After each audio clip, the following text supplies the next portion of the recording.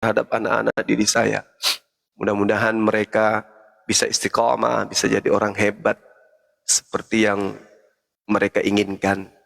Begitu juga yang kita syahadatkan online di TikTok ini. Mudah-mudahan Allah memberikan sikap istiqomah kepada mereka, kelapangan rezeki, kelapangan kesehatan, dimudahkan urusannya, makin cinta kepada Islam, dan diberikan keturunan yang soleh dan soleha, menjadi penghafal Quran dan menjadi tokoh bangsa dan agama. Amin ya rabbal alamin. Amin ya rabbal alamin. Saya kira begitu dari saya. Silakan. Sikit lagi kita mau Jumatan. Lanjut. Nggak bersin kan saya? Pas giliran buka lagi video-video tadi, bersin lagi saya pasti. Tengoklah, ha. Bang Suma alergi dengan yang kayak gitu-gitu. Gatal hidung. Silakan Yengki. Silakan Bang Yengki. Silakan Bang Yengki. Begini Bang, saya mau bersyahadat di roomnya Hesti. Ya, Masya Allah. Silakan, silakan. Kapan aja silakan. Iya. Cuma saya ada nggak waktu saya ini untuk berpikir dulu. Saya pasti syahadat tapi harus di roomnya Hesti gitu. Iya, silakan. Nggak apa-apa. Lebih bagus lagi. Nggak masalah. Di sana adik saya mengenal kebenaran, maka di sana berikrar syahadat. Silakan. Iya Pak. Tapi sekarang saya belum syahadat. Itu dulu dari saya Pak. Iya, nggak apa-apa. Dirancang. Pokoknya saya ini tidak main-main mau masuk Islam. Iya. Ini serius. Assalamualaikum Bang Zuma. Assalamualaikum. Salam sebentar Mbak Devi. Silakan lanjut Bang Yengki. Saya ini tidak main-main mau masuk Islam. Saya ini serius. Cuman saya sekarang belum syahadat, itu aja dulu yang saya katakan Bang. Ya, yang penting hati sudah Islam. Hati sudah mengakui Allah. Hati sudah mengakui Nabi Muhammad. Silakan. Jangan lagi ke gereja, jangan lagi makan babi, ya. Iya Bang ya. Saya sudah menghindar dari makanan babi. Saya sudah menghindar dari kegerejaan, dari kekristenan. Alhamdulillah. Itu adalah sesuatu kemajuan yang sangat luar biasa. Sudah sunnah? Belum? Belum Pak, belum. Nanti dari saya biaya sunatnya, nggak usah khawatir, ya. Oke Bang, oke. Ya, Masya Allah. Cuman saya sekarang belum syahadat, itu aja lah dulu Bang ya. Ya.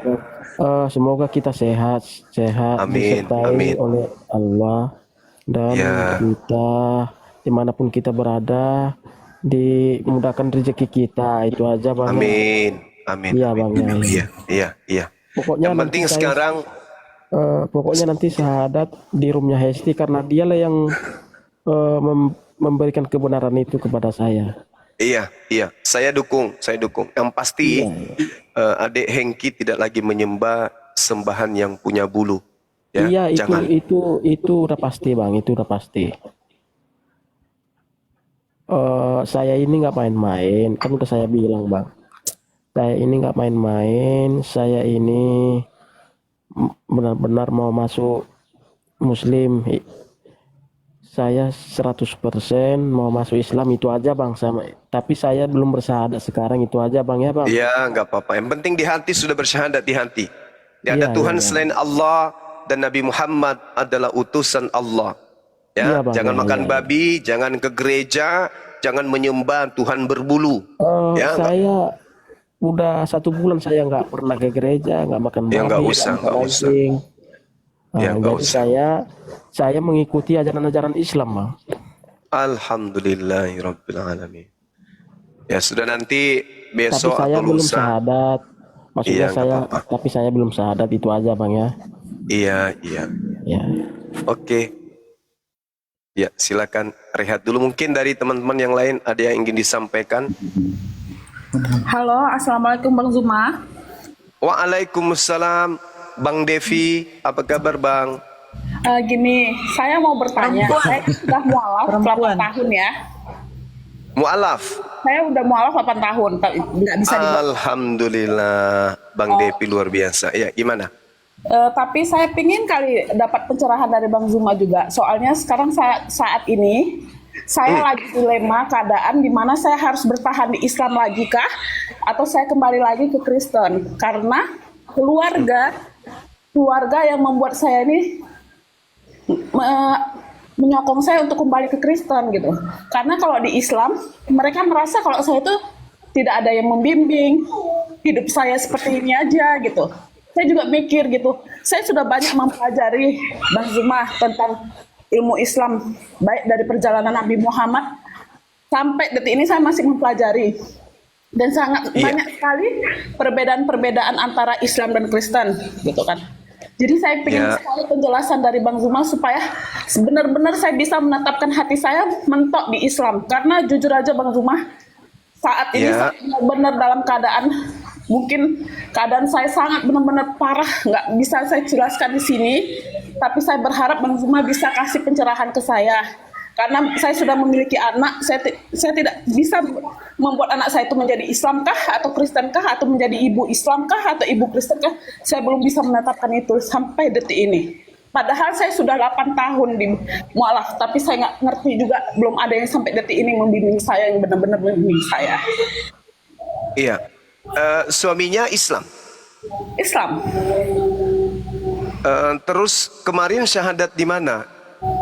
Di Masjid Raya Kota Medan Sumatera Utara, Bang Zuma, bersama imam saya lupa. Waktu itu ada banyak sekali yang saya di tengah-tengah, imam di Masjid Raya itu saya di tengah-tengah, dan mereka mengucap la ilaha illallah, terus saya disuruh mengucapkan kalimat doa syahadat dengan cara itu tidak ada paksaan gitu. Nah, saya tidak pernah merasa dipaksa karena saya besar di Kota Padang gitu. Saya menjalankan Islam karena keinginan hati sendiri pada saat itu. Tapi semakin kesini menjalani hidup gitu ya Bang Zuma, semakin dijalani hidup ini kok semakin beratnya, ujiannya kok berat nih Islam gitu dibandingkan waktu saya di Kristen gitu. Iya. Ya gitu, kok terombang ambing gitu. Mbak saya ke Kristen, saya udah diginiin sama keluarga, saya di Muslim pun saya bingung, nggak tahu arah gitu loh Bang Zuma. Saya nggak tahu arah saat ini. Jujur saya juga bingung mau mengajarkan anak saya seperti apa. Justru saya nggak tahu karena dengar teman-teman, bahkan suami bilang coba dengerin ilmu Bang Zuma katanya kan. Coba dengarkan Bang Zuma, itu boleh tes tentang keagamaannya kalau nggak mau mendengarkan saya, kata suami. Oh ya udah gitu. Karena bukannya nggak mau dengarkan suami Bang Zuma, ingin mendengarkan dia, cuman waktu sholat itu dibisikin sama suami juga, dibilang suami, kenapa setiap sholat selalu yang diingat Yesus gitu. Ya saya nggak tahu gitu loh, saya nggak tahu, saya saat ini antara Yesus sama Nabi Muhammad bahkan Allah gitu. Saya nggak tahu, Mbak, kulit sama daging saya nggak bisa saya pisahkan gitu. Saya mungkin dari kecil diajarkan Kristen. Tiba di Islam, saya menerima Islam di hati saya, Bang Zuma. Tapi saya belum bisa memantapkan hati saya selama 8 tahun loh, Bang Zuma. 8 tahun menantikan ini gitu. Baik. Jadi Islam itu datang dulu pertama kali 13 tahun itu pendalaman akidah, pendalaman tauhid, mengenal Allah. Sementara kebanyakan sekarang ini orang menjadi mu'alaf belum mengenali Allah. Hanya mereka diajarin sholat, puasa, sholat, puasa, sholat, puasa. Mereka bingung, sebenarnya apa ini? Ritual kayak begini ini apa? Kok nggak nyampe ke hati? Itu disebabkan karena tidak mengenal Allah. Ilmu tauhidnya lemah. Syariatnya ada, tapi tauhidnya kurang. Itu. Sedangkan Al-Quran mengatakan, ahasiban nasu ayyutraku ayyakulu amanna wahum la yuftanun. Apakah manusia mengira bahwa mereka akan dibiarkan hanya dengan mengatakan kami telah berislam, kami telah beriman? Tidak, kata Allah. Mereka akan diuji. Dengan ujian inilah kemudian mereka akan mendapatkan ketakwaan yang sesungguhnya. Apabila mereka lolos dari ketakwaan, lolos dari ujian. Sementara Al-Quran lain mengatakan di ayat lain, wa ikhwanuhum yamuddunahum fil ghayyi tsumma la yuqsirun. Teman-teman mereka orang-orang kafir dan fasik membantu setan-setan dalam menyesatkan, dan mereka tak henti-hentinya menyesatkan. Jadi iblis itu senantiasa menggoda kita. Jangankan yang baru mu'allaf atau seorang mu'allaf, orang yang Islam dari lahir aja, kita lihat, ada yang lulusan pesantren jatuh, ada yang bahkan ustadz jatuh. Kenapa? Iblis tidak pernah senang. Justru semakin banyak ujian membuktikan bahwa Islam itu adalah agama yang benar. Kalau tidak diuji lagi, berarti dia dalam keadaan bersama dengan setan. Makanya kalau orang setengah-setengah tidak belajar ilmu tauhid, membandingkan ketika dia di Kristen dan ke Islam, memang banyak yang lemah, rapuh, bisa kembali. Kenapa? Ketika dia di Kristen, mereka merasa nyaman. Kenapa nyaman? Tak ada ujian. Siapa yang mau menguji ketika di Kristen? Mau diuji apa? Semua makanan halal, semua perbuatan boleh, menyembah juga bukan kewajiban. Itu pun ibadah, hanya nyanyi-nyanyi. Jadi tidak ada kemudian ujian kalau di Kristen itu, nggak ada. Semuanya serba bahagia, semuanya serba nikmat. Karena tidak ada ujian, tak ada perintah, tidak ada larangan, tidak ada hukum syariat di situ. Nah kalau di Islam, ini nggak boleh, itu nggak boleh, ini nggak boleh, itu nggak boleh. Kemudian rezeki tidak ada, rezekinya terseok-seok, semakin tersiksa. Iman melemah, bisa murtad, bisa murtad. Nah, iblis tertawa tuh. Ketika murtad kembali, karena merasa tidak ada keterangan, murtad kembali. Nah inilah kemudian ketika orang yang memualafkan, lalu melepaskan tanggung jawab, tidak membina para mu'alafnya sehingga mereka mengamalkan ajaran tauhid itu dengan baik. Nah, salah satu implementasi daripada tauhid, mengenal Allah. Jadi ketika kita mengenal Allah, tidak ada yang susah. Tidak ada yang susah. Orang yang mengenal Allah, orang yang mengenal Tuhan, pencipta langit dan bumi, tak ada yang susah. Bahkan makan tidak makan pun mereka tetap gembira. Kenapa? Karena mereka bersama dengan pencipta. Walaqad khalaqnal insan wa na'lamu ma tuwaswisu bihi nafsuh wa nahnu aqrabu ilaihi min hablil warid. Sungguh aku Tuhan telah menciptakan kalian manusia dan mengetahui apa yang dibisikkan oleh hati kalian, dan aku Tuhan lebih dekat kepada kalian daripada urat leher kalian kepada diri kalian sendiri. Itu Al-Qur'an yang mengatakan. Jadi orang yang mengenal Tuhannya tidak akan pernah takut miskin, tidak pernah takut sengsara, tidak akan pernah. Kenapa? Karena kebesaran Allah terus yang ada pada diri mereka. Karena dunia ini memang di Islam kita dicipta hanya untuk ibadah. Karena dunia ini bukan untuk bersenang-senang. Di dunia ini, dunia sijanul mukmin wa jannatul kafir. Dunia ini adalah penjara bagi orang mukmin. Jadi bukan untuk tempat bahagia, berhura-hura, berpoya-poya, bersenang-senang, bukan. Dunia bagi orang Islam adalah penjara dan surga bagi orang kafir. Kenapa dunia ini surga bagi orang kafir? Karena surga mereka hanya di dunia ini, setelah itu neraka. Mereka kekal. Jadi diberikan kenikmatan hanya di dunia. Setelahnya mereka akan di neraka kekal. Nah, jadi saudaraku, saudariku, hidup sebagai Islam itu adalah jihad. Perjuangan. Karena banyak yang kita hadapi. Ujian harta, ujian kesehatan, ujian dari keluarga, ujian sosial, dan seterusnya. Itu banyak. Itulah bukti cinta Allah kepada kita kalau kita sering diuji. Kalau ada orang yang tidak diuji, itu bahaya. Tanda-tanda tuh. Seperti orang Kristen, mohon maaf, mereka tidak diuji lagi.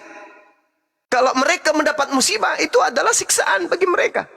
Tapi kalau umat Islam dapat musibah, itu adalah ujian bagi umat Islam. Ad-dunya sijanul, itu adalah kaidah.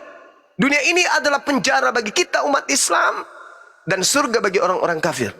Jadi kalau kita menuntut untuk bisa bahagia karena harta, menuntut bahagia karena rezeki, itu tidak, karena Tuhan tidak melihat dari itu.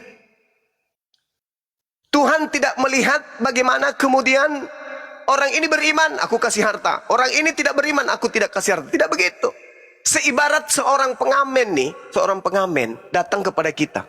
Suaranya bagus, musiknya bagus, alunan liriknya bagus, maka kita tidak buru-buru memberikannya duit. Kita tunggu, bahkan kita minta, ayo satu lagi, satu lagu lagi, satu lagi, lagunya satu lagi. Kita suka. Begitulah Allah. Ketika melihat hambanya merintih, berdoa, kemudian dia suka. Ini hambaku benar-benar cinta kepada saya. Jangan sampai dikasih harta, kemudian kufur, ingkar. Seperti itu. Jadi saudariku, perdalam ilmu tauhid, mengenal Allah. Karena kalau yang saudari lihat, kenapa ketika saya masuk Islam, saya kok jadi kayak begini? Itu nggak boleh jadi tolak ukur. Karena banyak orang yang masuk Islam, mereka bahagia, mereka happy, mereka senang. Apapun ujiannya. Jadi yang perlu diperbaiki di sini adalah tatanan hati terkait dengan ilmu tauhid. Apa itu mengesahkan Allah? Tidak ada yang berat ketika kita bersama dengan Allah. Tidak ada yang sulit ketika kita bersama dengan Allah. Nah, yang saudari saya alami hari ini adalah perintah ini, perintah ini, perintah ini. Sholat. Apa sih untungnya? Kenapa demikian? Karena tidak mengenal Allah. Tidak ada kebesaran Allah pada diri kita. Siapa yang harus dipersalahkan? Yang salah ini adalah saudara-saudara umat Islam yang ada di sekeliling saudari saya. Untuk itu, jangan tunggu bola. Yuk, masuk ke pengajian-pengajian. Masuk ke masjid, pengajian-pengajian. Jangan kemudian terombang-ambing. Kenapa? Karena kalau kita mencari keselamatan, utama selamat yang kita inginkan itu adalah keselamatan akhirat. Percuma kita banyak harta di bumi, banyak kesenangan di bumi, tapi masuk mati neraka. Ingat, kehidupan kita di bumi ini paling santer 100 tahun, 90 tahun, 80 tahun. Setelah itu kita kemana? Di dunia ini kita merasa sengsara. Kenapa? Karena roh kita ini masih terikat oleh keinginan-keinginan. Roh kita terpenjara oleh jasad. Sehingga kita memiliki kehendak bebas. Kita protes. Kenapa begini? Kenapa begitu? Kita protes. Ya Rabb, kenapa begini? Jika engkau betul ada, jika engkau benar ada, jika engkau benar kuasa, kenapa kau biarkan aku susah? Itu protes. Kenapa kita bisa melakukan itu? Karena roh kita ini masih terbungkus oleh kedagingan. Tapi begitu ajal menjemput, detik-detik roh keluar dari jasad, roh tidak bisa ngapa-ngapain. Roh tunduk kepada keputusan Tuhan. Roh, kau sudah keluar dari jasadmu. Sekarang lu mau apa sekarang? Kau masih mau kejar harta? Kau masih mau kejar kedudukan? Kau masih mau kejar sosial supaya kau itu dianggap orang hebat? Sekarang kejarlah. Roh tidak bisa ngapa-ngapain. Tidak ada lagi hakikat, tidak ada lagi kehendak di sana. Tidak lagi berpikir, tidak ada lagi kehendak mau ini, mau itu, nggak ada lagi. Yang ada, roh tunduk kepada keputusan Tuhan berdasarkan apa yang kita perbuat ketika kita hidup di dunia. Lu roh, dulu kau hebat, ketika kau di bumi, kau sombong, kau mengatakan ini, kau mengatakan itu. Nah sekarang lu bisa apa? Jasadmu sudah dimakan tanah, tinggal kau sendiri di sini. Kau mau apa? Sekarang saya yang akan memerintah apapun terhadap dirimu. Kamu tidak punya lagi kehendak bebas. Kalau sekarang kita sebagai manusia, kita bisa memilih. Kita mau ke Medan atau kita mau ke Padang. Kita bisa memilih. Tapi ketika kita sudah bentur roh, sudah meninggal, roh kita tidak bisa memilih. Roh kita hanya berhadapan dengan Allah, tunduk berserah diri kepada keputusan Allah. Keputusannya, apabila kita taat ketika kita hidup di dunia, maka roh kita akan selamat. Tapi ketika kita di dunia, jasad kita yang berkuasa terhadap roh, jasadnya tunduk setunduk-tunduknya kepada keinginan biologis kita. Mau ini, mau itu, mau ini, mau itu. Roh kita tidak kita perhatikan. Begitu lepas kemudian ternyata jasad hanya kembali ke tanah. Roh berhadapan dengan Allah. Apa yang bisa kita lakukan? Kita nggak bisa memilih. Kalau sekarang kan bisa. Mau ke Kristen, mau ke Islam. Mau ke Islam, mau ke Kristen. Bisa. Karena masih terbungkus jasad biologis. Tapi ketika roh sudah keluar, yang ada hanya tunduk kepada sang pemilik roh. Kita nggak bisa memilih. Kita hanya diperlakukan sebagaimana kita kemudian berperilaku ketika kita hidup. Kalau akal kita tidak fungsikan, maka roh tinggal tunduk perintah. Bayangkan saja nih, bayangkan. Kalau jasad dengan roh sudah terpisah, jangankan masalah duniawi, nama kita yang disandingkan, yang disandangkan ke kita saja sudah jijik kepada kita. Nama kita Devi. Begitu kita sudah meninggal, kata Devi sudah tidak mau lagi dilengketkan ke kita. Sampai-sampai orang ketika datang melayat, apa kata orang? Mana mayatnya? Dia tidak mengatakan mana Devi. Enggak lagi. Devi sudah pergi jauh. Jijik sama kita. Mana Devi? Oh enggak. Orang datang. Mana mayatnya? Sini kita mandikan sekarang mayatnya. Di mana kuburnya? Tidak lagi mengatakan mana Devi. Mari kita mandikan Devi. Enggak. Nama saja udah jijik. Apalagi hal duniawi. Nah, sementara iblis datang mengganggu kita dengan mimpi-mimpi duniawi. Kamu di Kristen dulu kaya, sekarang kamu di Islam miskin, susah, makan aja susah, ribet, baba-baba dan seterusnya. Itu kenapa? Karena kita masih memiliki senjata iblis pada diri kita. Tapi kalau kita terperdaya kemudian dengan tipu daya iblis, mati dalam keadaan seperti itu, kita akan tersiksa. Pasti tersiksa. Karena roh tidak lagi punya alasan. Mau cari alasan ini. Oh tidak Tuhan, saya mau begini, saya mau. Oh enggak lagi, udah selesai. Roh tidak bisa memiliki keputusan. Tidak seperti sekarang. Kita masih bisa memilih keputusan. Mau Islam, mau Kristen, kita masih bisa. Tapi ketika sudah roh saja, tidak ada lagi. Kita hanya berurusan dengan alam setelahnya. Tidak ada lagi urusan dengan alam dunia. Istri, suami, anak, harta kita tinggal. Yang ada di hadapan kita adalah urusan kita kepada akhirat. Apa yang telah kita lakukan di dunia, itu yang akan kita pertanggungjawabkan dan kita dapatkan setelahnya. Tak ada lagi urusan, tunggu ya, saya dulu mikir ya, tunggu. Enggak ada lagi pokoknya. Lepas ruh dari jasad, urusan kita adalah tunduk kepada keputusan Allah. Apa yang pernah kau lakukan ketika di bumi, wahai si fulan? Ini yang akan kau dapatkan. Tidak ada lagi, gini loh Rab, gini loh Tuhan. Enggak ada cerita, enggak ada. Enggak ada. Tunduk kepada keputusan Tuhan. Karena kita tidak lagi memiliki kehendak bebas. Nah, ini yang perlu dipahami. Apakah kita akan hidup 500 tahun ke depan? Tidak. Kita akan pergi. Dan setelah itu, apakah orang-orang akan peduli dengan kita? Enggak. Sehari kita di alam barzah, di alam maut, mana orang tua kita? Mana harta kita? Mana anak-anak kita? Mana orang-orang yang karena dia kita murtad? Mana mereka? Membantukah mereka? Menolongkah kita? Tidak sama sekali. Yang bisa menolong kita adalah diri kita sendiri. Makanya Islam itu harus bertauhid. Harus bertauhid. Setiap tindakan kita harus karena Allah. Harus membesarkan Allah dalam diri kita. Jangan membesarkan duniawi. Jangan memilih agama karena harta. Jangan memilih agama karena kesenangan duniawi. Jangan. Tapi saya nggak mendapatkan ketenangan di Islam, Bang Suma. Yes. Pasti. Karena kita belum mengenal Allah. Yang kita tahu Tuhan itu harus berjasad, datang ke bumi, mati untuk kita karena kasihnya. Karena kita masih teringat-ingat, terngiang-ngiang ajaran dulu. Tuhan itu tidak begitu. Andai saja Tuhan pencipta langit dan bumi melihat yang mana yang taat, itu yang diberi harta, maka agama di atas muka bumi ini cuma satu. Yang kaya saja yang benar agamanya. Kamu kenapa miskin? Pasti bukan Islam. Karena kalau Islam pasti kaya. Karena Tuhannya Islam pasti memberikan kekayaan. Siapa yang masuk Islam pasti dikasih kekayaan. Tidak begitu. Allah tidak mengukur siapa dia. Karena Allah itu maha kasih. Mau Kristen, mau Hindu, mau Buddha, siapapun hambanya dikasih. Karena Allah maha pengasih. Bukan karena saya menyembah dia, saya yang dikasih. Anda tidak menyembah dia, Anda dimiskinkan. Tidak begitu. Jadi ketika orang Kristen masuk ke gereja meminta kepada Yesus, Yesus berikan saya harta, jadikan anakku sukses, luluskan dia jadi tentara. Lulus anak itu jadi tentara. Bukan Yesus yang mengabulkan. Yang mengabulkan adalah Tuhannya Yesus. Kenapa? Yesus tidak maha mendengar. Yang maha mendengar itu adalah Allah. Allah yang mendengarkan. Maka Allah mengabulkan doa itu. Meskipun dia Hindu, meskipun dia ateis sekalipun. Karena Allah memberikan apa? Allah memberikan clue. Wa qulil haqqu mir rabbikum. Kebenaran semuanya telah kuturunkan ke bumi melalui Al-Quran. Siapa yang mau beriman silakan. Yang tidak mau beriman silakan. La ikraha fiddin, tak ada paksaan. Tapi ingat, janjiku akan tetap berlaku. Apa janjiku? Barang siapa yang beriman dan beramal saleh, jannah. Tapi barang siapa yang kufur kepadaku, neraka. Hukuman tidak dilihat dari harta, tapi dilihat dari mana? Dari keyakinan kita kepada pencipta. Saya kira begitu, saudariku Devi.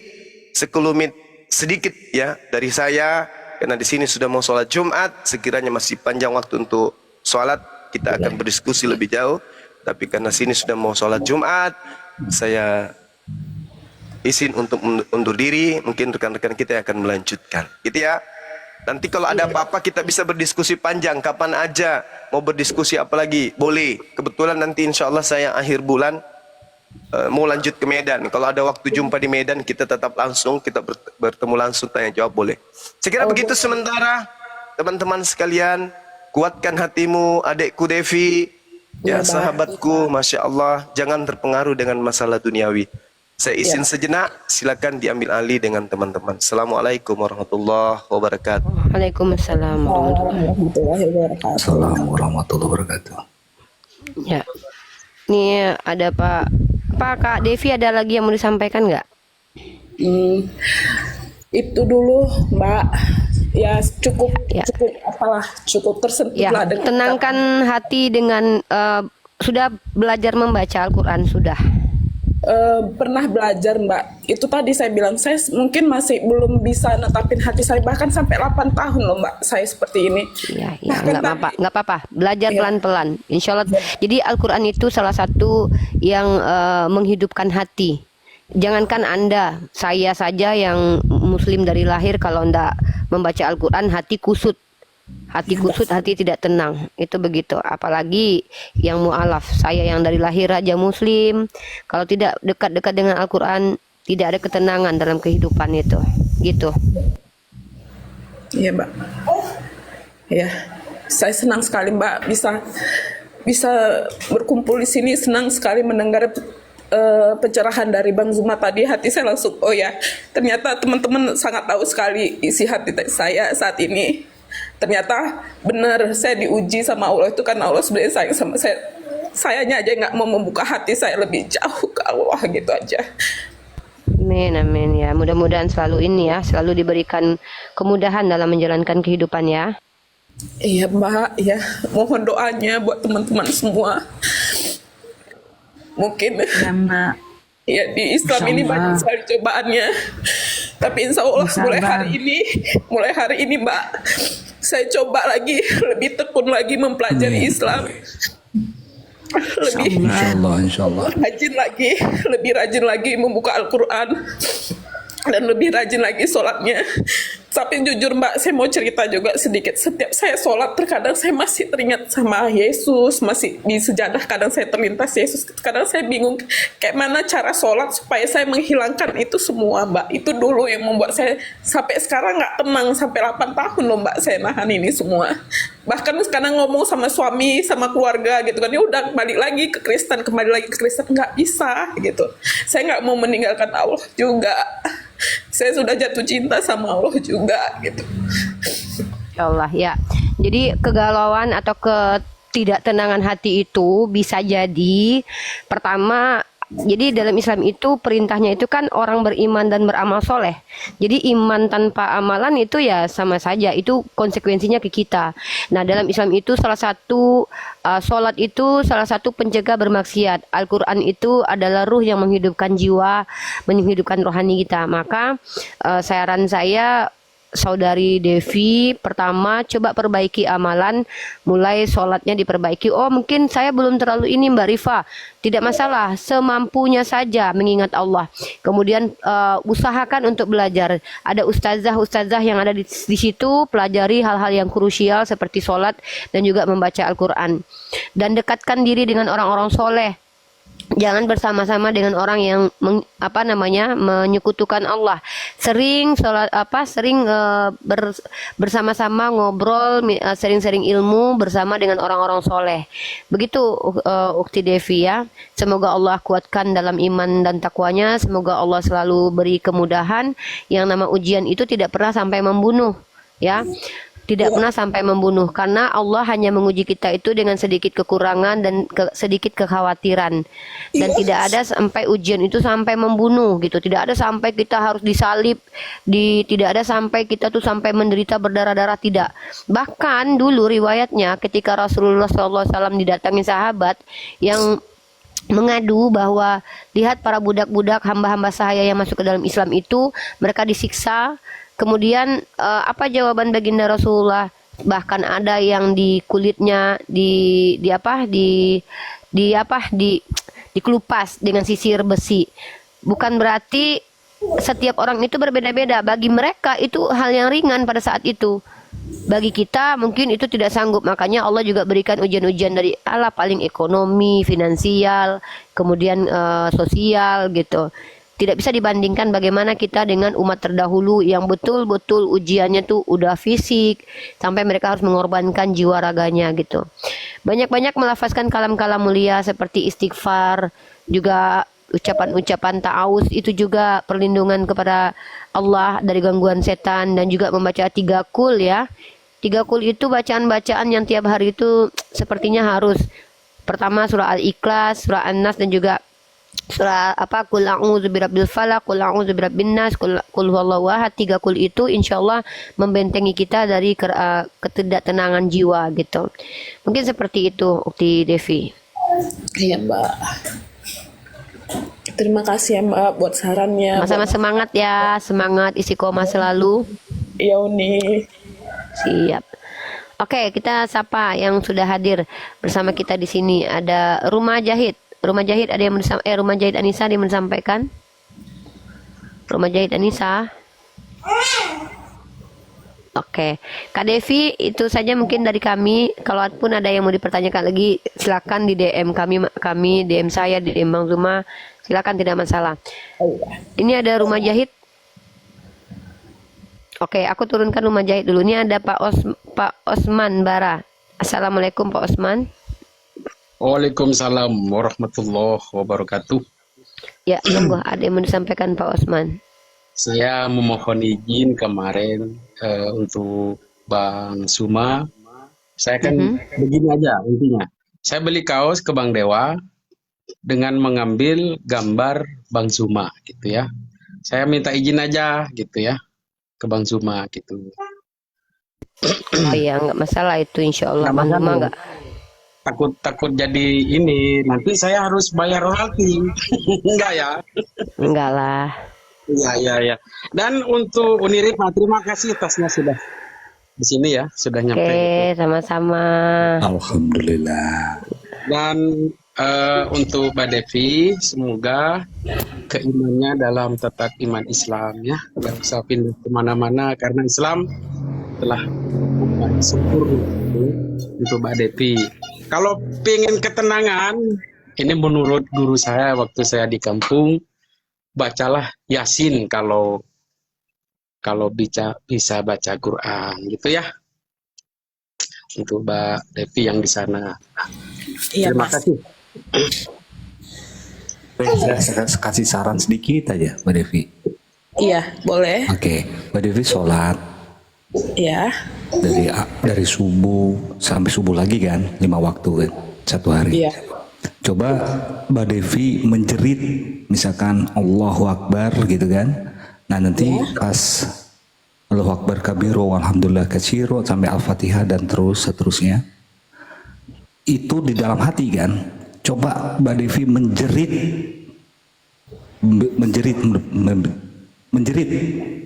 Bismillahirrahmanirrahim, alhamdulillah, itu menjerit di dalam hati. Itu akan khusyuk insya Allah. Itu yang sampai sujud pun menjerit aja enggak apa-apa.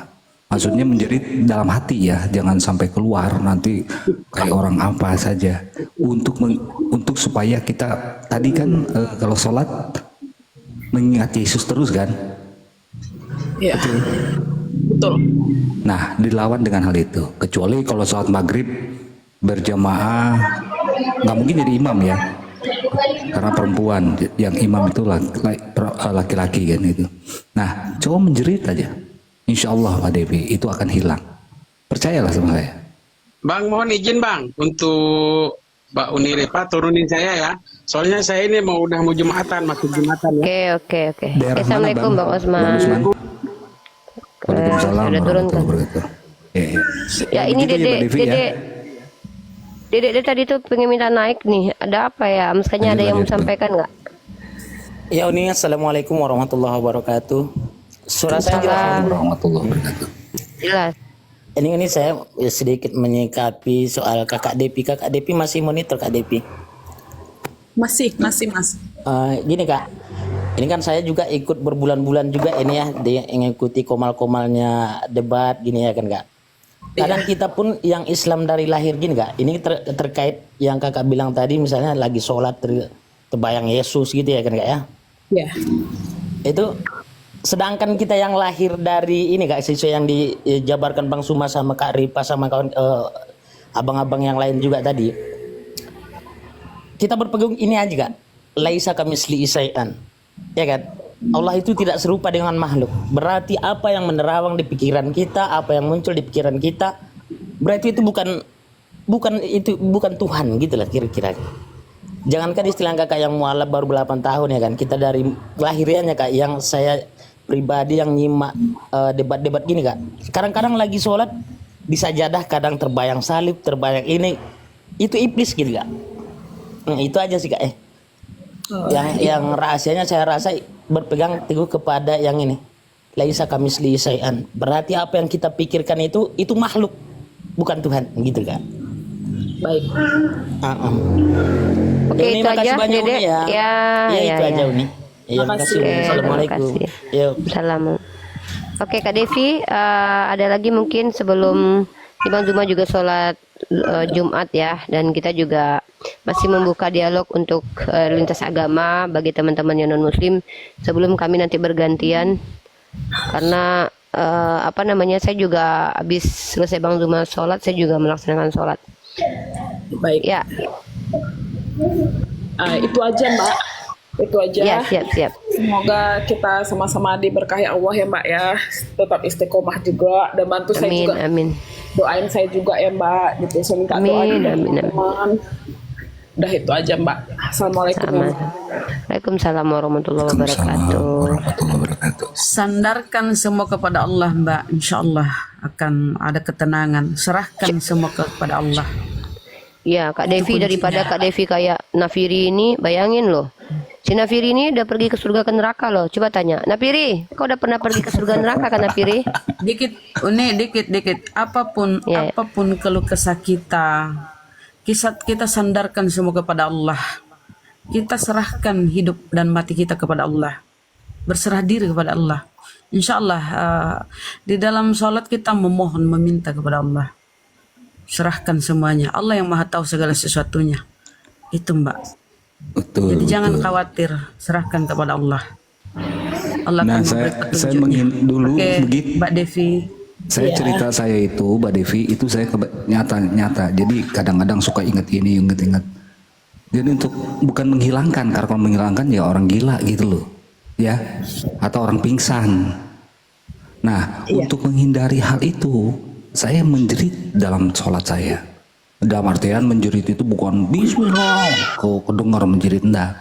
Maksudnya melantunkan dengan keras di dalam hati supaya yang tidak dengar hanya Allah yang dengar kita, walaupun dengan bisik-bisik Allah mendengar, supaya untuk menghindari pikiran kita ke sana. Percayalah saya. Iya Bang, Itu. iya Bang, siap Bang. Iya, tapi sholatnya jangan dilepas, itu aja. Kalau sholatnya dilepas ya Insya Allah, kewajiban Bang. kita gitu.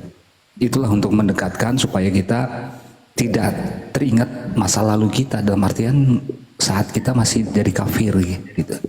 Jadi, terima kasih, silakan Uni. Karena iblis itu memang kerjanya ingin menyesatkan kita Mbak, ingin menyesatkan. Kita selalu memohon A'udzubillahi minasyaitonirrajim, memohon perlindungan dari Allah. Iblis tugasnya membawa manusia ke neraka sebelum ke surga. Sebentar Nafiri. Donald Muslim Kristen? Saya Kristen Pak. Oh, kok pakai salam? Iya, ini kan tadi Selamat siang aja gitu loh. bahwa Lanjut. Tuhan dalam kekristenan itu. Bentar Pak Donald, sebelum Anda berbicara, di sini kan ini room dialektika lintas iman Islam nih. Kalau Anda bertanya, kami coba jawab tentang Islam. Tapi kalau Anda menjelaskan iman Anda, maka Anda wajib kami tanggapi ya, brother.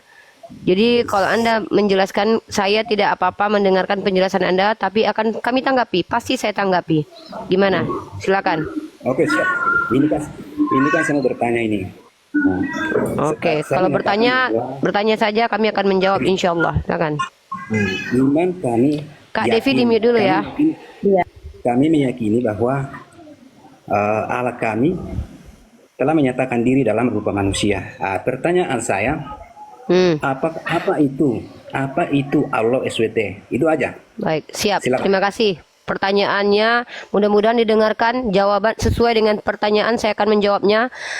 Pertama, saya kritisi dulu pernyataan Anda yang mengatakan Tuhan Anda menyatakan diri sebagai manusia. Di mana tertulis itu? Setahu saya di kitab Anda yang menyatakan diri menjadi manusia bukan Tuhan Anda, tetapi firman dari Tuhan Anda. Ya, coba perhatikan dalil kitab suci Anda, Yohanes pasal 1 ayat 1. Ya, saya seorang pembelajar Kristologi, jadi saya tidak mau tertipu begitu saja di sini.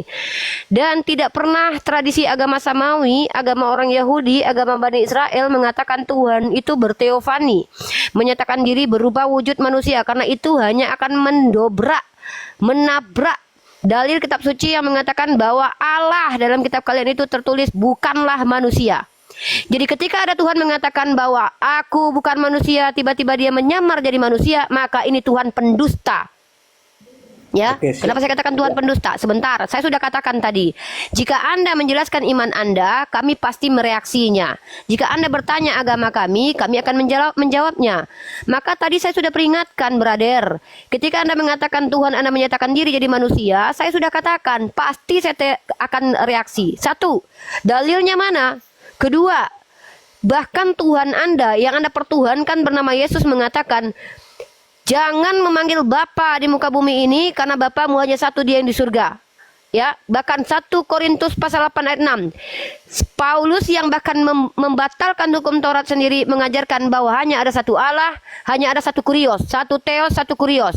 Siapa Theos? Bapa yang di surga. Siapa kurios? Yesus. Maka ketika argumentasi kalian mengatakan bagi kami, Tuhan kami menyatakan diri, siapa yang mengatakan hal itu? Siapa yang mengajarkan kalian hal itu? Tunjukkan kepada kami. Nah, kalau kamu bertanya siapa Allah, saya akan menjawab. Allah adalah nama untuk ilah yang laisa kamislihi syai'un, yang tidak serupa dengan apapun, yang tak bergantung kepada siapapun, yang tidak membutuhkan apapun. Tempat kami bergantung bukan Tuhan yang digantung oleh makhluk. Inilah Allah. Dialah ilah. Rabbul Alamin. Pencipta yang tidak diciptakan, yang tidak memiripkan, mengcosplay manusia untuk menyatakan keselamatan. Inilah Allah. Silakan ditanggapi. Oke, terima kasih. Nah, tadi kan dikatakan bahwa tidak ada tadi pernyataan awal bahwa manusia jadi Tuhan. Ya, itu kan bukan iman kami itu. Kalau manusia jadi Tuhan ya. Tunggu dulu. Sebentar. Saya tidak pernah berkata seperti itu. Jangan logical fallacy. Dengarkan pernyataan saya, tanggapi sesuai yang saya katakan. Saya tidak pernah bilang manusia kalian Tuhan kan. Saya mengatakan kamu bilang Tuhanmu menyatakan diri jadi manusia. Itu di mana? Saya masih kritisi. Jangan kemana-mana, brother. Saya masih ingat dengan setiap perkataan saya. Bahkan saya mampu mengulanginya kembali, mulai dari awal. Kalau itu pun kalau Anda inginkan. Ya, karena kebetulan saya di jalan ini saya tidak membawa juga Alkitab. Tapi itu sudah menjadi iman kami dan ada dasar Alkitab, ada di Alkitab dikatakan bahwa Allah kami, Allah yang Maha Kuasa. Nah, bahkan menyatakan dirinya juga dia punya kuasa. Baik, saya tanggapi langsung to the point. Jangan dijelaskan panjang-panjang. Itu saja poin dulu. Berkuasa dulu. Saya justru tidak akan percaya kalau Allah itu jadi zat atau jadi batu dan lain-lain. Tuhan siapa yang jadi batu? Tidak ada Tuhan yang disembah oleh umat Islam itu jangankan jadi batu, jadi manusia aja ndak ada. Jangan logical fallacy dari tadi, brother. Ilmiah kalau bicara itu. Pertama, dengarkan poin lawan diskusi Anda, tangkap, lalu sampaikan kembali. Jangan menyimpulkan apa-apa yang tidak diomongkan orang. Tidak pernah kami mengatakan Tuhan kami menjadi ini, menjadi itu. Lah, sejak kapan saya pernah berkata Tuhan saya menjadi zat, Tuhan saya menjadi batu? Tolong kalau diskusi itu kuping difungsikan, baru mulut menyampaikan apa yang didengarkan. Saya ulangi sekali lagi. Anda ini mengatakan Tuhannya menjadi manusia. Tuhannya menyatakan diri menjadi manusia. Betul tidak? Ya betul, betul sekali. Nah, pertanyaan saya, ketika Tuhan Anda jadi manusia, maka dia mati di tiang salib, mengantuk tidur di atas perahu, makan ikan goreng, keluar dari rahim Bunda Maria, itu masih jadi Tuhan atau tidak? Oke, begini. Jangan begini Bang, seringkali saya dengarkan begini-begini, begitu? Kami itu meyakini Allah jadi manusia, dan ketika jadi manusia memang secara manusia dia menjadi manusia. Saya tidak mempermasalahkan, brother. Tolong, brother, fokus, brother. Makanya, brother, sering-sering makan pucuk ubi biar fokus. Brother, yang saya tanya itu bukan kemanusiaannya. Ketika saya bertanya, Tuhan Anda yang jadi manusia itu apakah masih Tuhan waktu jadi manusia? Itu, brother. Kemanusiaannya saya tidak pertanyakan. Toh saya terima Tuhan Anda itu manusia, kan? Yang saya tanya, ketika dia menjadi manusia, walaupun belum dibawakan dalil kalau Tuhan itu jadi manusia, karena yang jadi manusia adalah firman-Nya, bukan dirinya. Bahwa kalau dikatakan Tuhan itu apa? Tuhan itu bukan firman, karena firman itu adalah perkataan, perkataannya perkataan. Maka saya tanya dua hal, yang satu yang belum kamu jawab, yang kedua ini belum mampu kamu jawab. Yang pertama, di mana dalilnya yang mengatakan Tuhanmu itu menjadi manusia, brother? Yang kedua, ketika Tuhanmu jadi manusia, apakah masih jadi Tuhan? Begitu, monggo dijawab kedua-duanya. Nah, itu yang saya jawab tadi, bahwa ketika Allah kami jadi manusia, memang kan dia manusia. Nah, jangan juga bahwa apakah dia masih Tuhan? Yang itu yang Bok dipertanyakan, bukan kemanusiaannya, brother. Ya Allah ya Rabbi. Allah kami yaitu 100% manusia, 100% Allah. Ketika dia jadi 100% manusia, 100% Allah. Apa-apaan ini, brother? Ini kamu sedang mengakal-ngakali ajaran dan kamu sedang membodoh-bodohi saya. Kamu pikir saya bisa dibodoh-bodohi? Dengar, kalau 100% manusia, apakah bisa dikatakan memiliki sifat kealahan? Kalau 100% ayam, apakah ada sifat kerbau dalam ayam itu? Oke, apakah Ibu pernah menemukan kesalahan Yesus ketika menjadi manusia, atau ada banyak dosanya? Saya akan sebutkan, tapi nanti, bukan itu bahasan kita. Bahasan kita adalah ketika dia 100% manusia, kok Anda bilang ada kealahannya? Kalau dia 100% manusia, ada sifat ilahinya, maka dia tidak bisa dikatakan 100% manusia. Kalau dia 100% Allah memiliki sifat ilahi, maka tidak bisa dikatakan 100% ilahi. Ini menyangkal logika berpikir secara ilmu hakikat atau ontologis. Masa ada ayam yang kekerbau-kerbauan? Yang benar dong.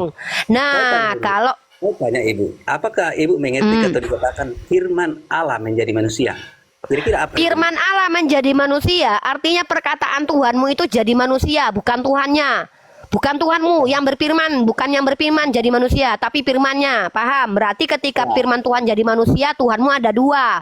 Satu, yang berfirman tetap Tuhan kan. Kedua, berfirman dia, jadi Tuhan itu. Berarti Tuhanmu ada dua. Tadinya nggak ada, kemudian jadi ada. Berarti Tuhanmu ada dua. Justru kalau mau ditelusuri jauh, Islam yang punya Tuhan bukan cuma dua, tiga. Allah SWT, Muhammad, dan Jibril. Tapi coba tunjukkan dalilnya bahwa Nabi Muhammad itu jangan fitnah. Saya sudah saya menemani diskusi Anda, walaupun tegas keras suara saya, tetap saya tidak menyimpang sebagai muslimah, tidak mencaci, tidak menghujat, tidak memfitnah. Ketika Anda sudah mulai melampaui batas, tunjukkan dalil dalam Al-Quran dan hadis, tunjukkan aktualisasi bahwa kami menuhankan Muhammad Sallallahu Alaihi Wasallam. Jangan kau pancing tandukku keluar, karena aku adalah orang yang akan mampu menamparmu di hadapanku ini ketika kau berdusta di hadapanku. Ayat tentang Tuhanmu jadi manusia saja belum mampu kau tunjukkan. Secara pertanyaanku dua belum kau jawab. Kau mencoba untuk melompat pagar dengan menuduh bahwa kami menuhankan Muhammad Sallallahu Alaihi Wasallam. Jangan kau main-main dengan Bokir. Tunjukkan ayat di mana Tuhanmu berubah menjadi manusia, dan tunjukkan kepadaku kamus mana yang kau bawa yang mengatakan kalau ada 100% manusia maka dia adalah juga 100% Tuhan. Kamus apa yang kau bawa? Kamus ilmiah mana yang kau bawa? Kau datangkan kamus dari surga papa ke sini biar ku baca. Jangan macam-macam, brother. Ini perkara akidah. Perkara akidah bukan perkara yang bisa kau main-mainkan. Tunjukkan dalilnya. Satu, tertulis, tidak ada di Al-Quran. Tunjukkan hadis bahwa Nabi Muhammad mengaku sembahan. Tunjukkan aktualisasi. Orang Islam mana yang menyembah kepada Muhammad SAW? Apakah itu orang Syiah? Ahmadiyah? Kau tunjukkan di hadapanku by data dan by video. Kalau tak mampu, lebih baik kau diam, bokir. Siap, Susana.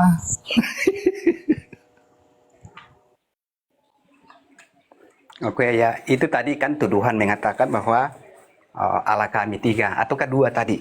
Oke, Allahmu bukan 3, betul? Ini tidak memahami Enak bahwa saja kau bilang itu tuduhan. Itu bukan tuduhan, tapi itu pernyataan yang akan kita uji kebenarannya. Mari kita uji. Pertanyaanku, berapa Tuhanmu?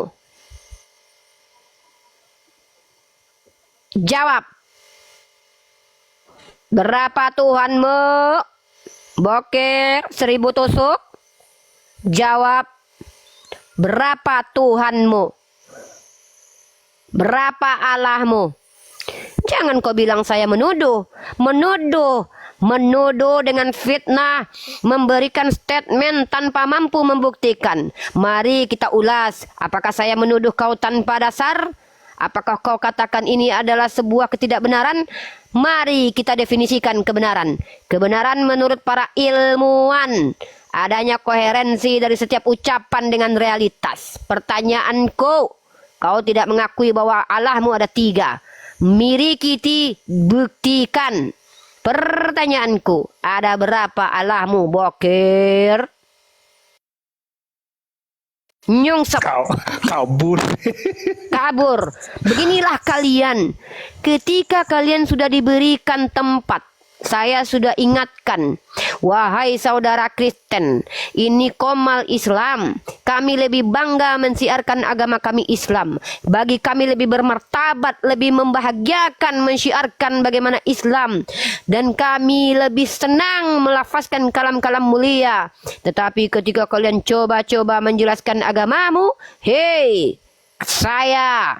Orang-orang yang ada di sini adalah orang yang gemar membaca. Kitabmu dari Kejadian sampai Wahyu sudah ada di luar kepala kami. Bahkan kami tahu bahwa kitabmu yang konon katanya itu adalah wahyu dari Tuhan memiliki banyak 1001 kesalahan secara akademis. Ketika kau coba jelaskan Tuhanku menyatakan diri, di mana ada? Yang ada itu firman Tuhanmu menjadi manusia. Yohanes pasal 1:14 menjadi daging. Jangan di hadapan kami berbicara omong kosong. Karena hak kami mencerdaskan umat bangsa. Bukan memperbodoh diri kami dengan mendengarkan ocehan kalian yang tidak berdasar itu. Nah, Naik ke gantian sini. nenek lampir. Gantian nenek lampir. Kau urus dulu naga yang ada di surga papa. Udah ketemu kau dengan naga yang di surga papa? Sudah ketemu belum? Ada dia pindah.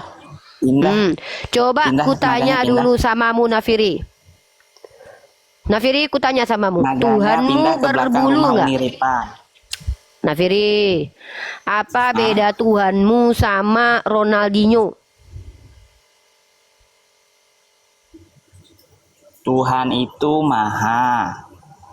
Nah, Maha ciptaan apa? itu terbatas. Maha apa? Tuhanmu maha apa? Ya maha semuanya, maha besar, maha kecil. Maha apa? Besar apanya yang Dan- besar? Tunggu, Yesus apanya yang besar? Kutanya. Apa Yesus yang besar? Maha besar, maha kecil, Iya, dan maha apa kuasa. Yesus yang besar?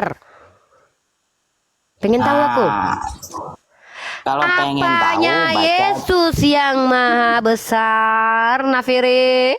Jawab. baca Bible. Kalau mau tahu baca Bible. Gak ada yang besar.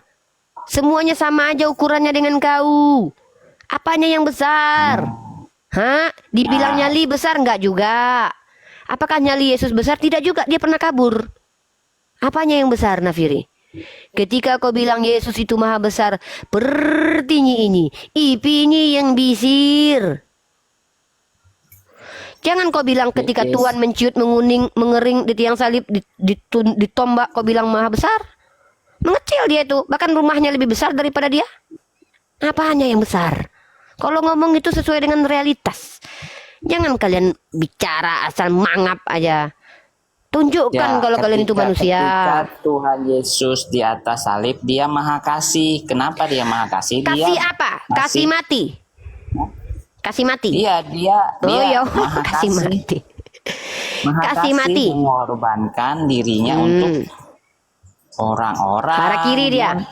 Maha Harakiri. kasih mendoakan musuh-musuhnya yang telah menikam dia. Ya, itu artinya harakiri. Harakiri dia itu. Harakiri. Harakiri itu adalah bunuh diri, menyobai perut yang dilakukan oleh orang-orang yang bertanggung jawab atas kesalahannya. Lah Tuhanmu harakiri ta? Kipiye kok Tuhan Ketika harakiri ki? Tuhan Yesus di atas kayu salib, dia maha